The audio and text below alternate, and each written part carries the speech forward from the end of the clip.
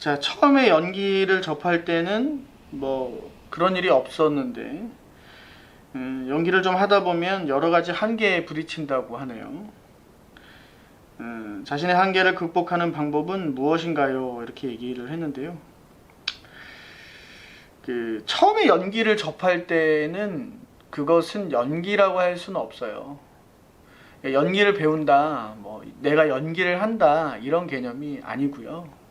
처음에 연기를 접할 때는 사실상 그냥 자신이 가지고 있는 것을 발견하는 과정과 크게 차이가 없습니다. 그러니까 한계에 부딪힐 수밖에 없는 과정이에요. 그 과정이. 그러니까 연기라는 건 처음에 이제 말을 뭐 예를 들어서 화술을 든다면 말을 정확하게 하는 습관을 들이고 뭐 이런 연습을 하는 거잖아요. 그러니까 내가 충분히 할 수 있는 것을 그냥 일반 연기에 대한 그러니까 연기술이라는 걸 배우기 이전 상태에서 그냥 내 능력으로 할 수 있는 부분인 거예요. 예를 들어서 우리가 뭐 우사인 볼트처럼 100m를 뭐 9초대로 달릴 수는 없어요. 정말 그거는 타고난 체력적으로나 뭐 여러 가지로 타고나서 정말 과학적인 훈련이 더해져야지 가능한 일이고. 그러나 이제 처음에 이제 뛸 때는 뭐 남자들 같은 경우에는 뭐 18초, 16초, 뭐 17초 뭐 이렇게 열심히 뛸 수는 있겠죠. 그러나 어느 정도 훈련을 받으면은 뭐 한 14초, 13초 이렇게는 뛸 수 있잖아요. 그건 이제 인간이 가지고 있는 기본적인 그 능력치인 거예요, 그냥. 그 다음에 이제 진짜 선수가 되기 위해서는 진짜 일반 사람들보단 체력적으로도 좀 타고나는 게 있어야 되고 몸에 여러 가지 근육들이 달리는 데 있어서 좀 특화되어 있는 부분이 있어야 뭐 국가대표가 되든 그렇게 도드라지는 거 아니에요, 그죠? 그러니까 연기를 처음에 배우면 기본적으로 내가 극복할 수 있는 부분들까지는 자연스럽게 극복이 돼요. 그거는 연기를 잘 배운 게 잘 했다고 할 수는 없는 거예요. 그냥 잘 발견하고 잘 익숙해지는 과정인 거지. 그 다음에 한계에 와요. 그게 분명히 오는 거예요. 근데 그게 생각보다 되게 시간이 좀 길어요. 시간이 좀 길고 연기가 성숙하는 과정도 여러분이 생각하는 것만큼 그렇게 짧지 않아요. 1, 2년 배웠다, 1, 2년 했다고 해서 연기를 잘할 수 있다? 그거 자체가 말이 안 되는, 어떻게 보면 좀 오만한 생각입니다.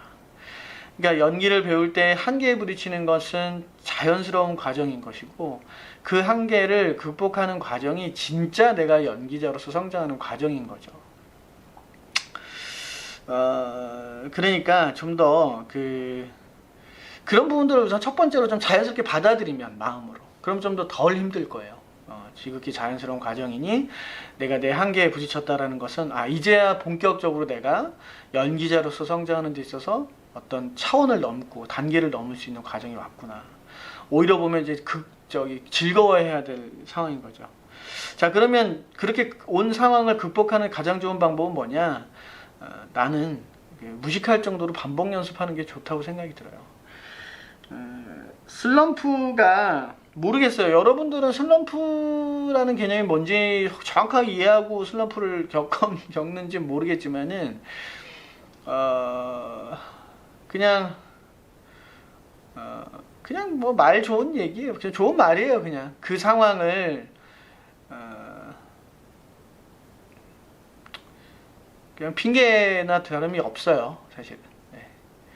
그러니까 한계에 극복해 나가는 과정이 다 원래 힘들고 번거롭고 귀찮고 고통스러운 과정인 것이고, 그리고 그것이 얻어지는 것이 처음에 시작했을 때 뭐 내가 가지고 있는 장기를 발견해 나가는 과정처럼 그렇게 쉽게 얻어지는 것이 아니고, 또 얻어지는 그 크기도 그렇게 크지 않아요. 이제 작은 것에, 작은 성취감에 만족해야 될 시기인 거예요, 그때가. 그러니까 한계에 부딪히는 것은 자연스러운 과정인 것이고, 그 한계를 극복하는 과정은 과거의 성취감을 생각하지 말고 작은 성취감에 만족을 하고 차근차근히 풀어나가는 것이 좋다. 그렇게 생각했으면 좋겠어요. 그리고 이제 배우는 기본적으로 자기가 잘하는 부분과 부족한 부분을 잘 구분할 줄 알아야 돼요. 남이 가지지 못한 것에, 그러니까 남이 가진 것, 내가 가지지 못한 것에 대해서 연연하는 것은 좋지 않습니다. 그거는 배우로서 자기 매력을 만들어내는데 좋은 과정은 아니에요. 뭐 너무 시샘이 많거나 비교심이 많아도 좋지 않고요.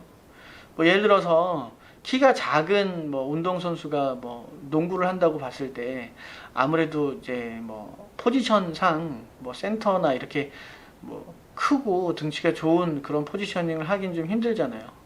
그러면 자연스럽게 나한테 맞는 어떤 기술을 좀 더 극복하기 위해서 뭐 원거리 슛을 연습을 한다든지 뭐 그렇게 해야 되지 않겠어요? 또 뭐 어떤 옷을 입더라도 내 몸에 맞는 옷으로 스타일링을 해야 하는 것이 맞는 것이지, 뭐 우리가 알고 있는 슈퍼 모델들이나 이런 모델들 핏을 흉내낸다고 해서 그 사람들이 입는 옷을 그대로 나한테 입는다고 해서 똑같이 어울려 보이진 않잖아요.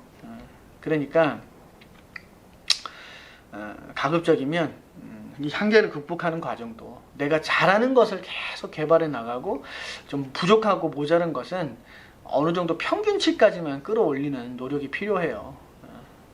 그 구체적인 내용은 사실 개인마다 좀 달라서, 뭐 그게 뭡니까? 라고 물어본다면 그 상황에 따라 좀 달라서 뭐 한마디 얘기할 수는 없겠지만은, 우선은 소리가 기본적으로 트인 친구들은 뭐 발성 연습을 좀 덜 하더라도 뭐 그런 나머지 시간은 뭐 분석이나 이해하는 데 좀 더 시간을 좀 더 두고, 뭐 기본적으로 상상력이나 이해력이 좀 높은 친구들 같은 경우에는 그것은 이제 뭐 남들보다 더 좋은 뭐 아이디어나 좋은 상상을 할 수 있게끔 계속 남다른 상상을 하고, 남들과 다른 상상을 하고, 이렇게 좀 더 그 상상력을 키우고, 대신에 이제 뭐 예를 들어서 예를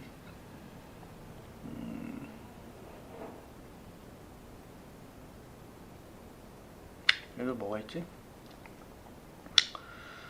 예를 들어 목소리가 너무 허스키하다 뭐 이러면 사실상 극복하기가 사실 쉽지 않잖아요.